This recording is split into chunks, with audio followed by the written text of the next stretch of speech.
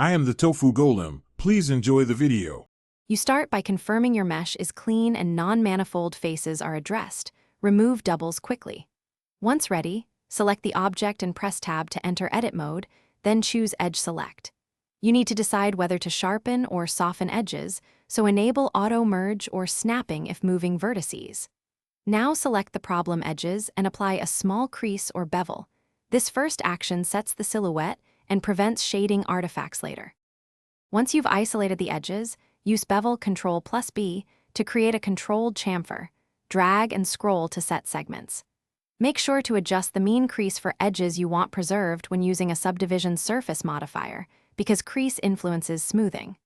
Toggle Shade Smooth to judge the result and display normals to catch flipped faces. If topology becomes messy, use Loop Cut or Slide to redistribute edge flow. This makes the final modifier. To finish, apply or keep the subdivision surface modifier non-destructively and tweak viewport levels. You want the final silhouette balanced between sharpness and smoothness. Once done, remove any tiny duplicate verts with Merge by Distance and reproject custom normals if needed. If shading still looks wrong, recalc normals with Shift+N and check for interior faces.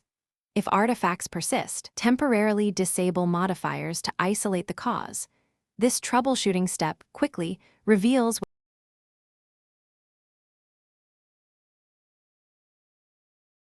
Thanks for watching.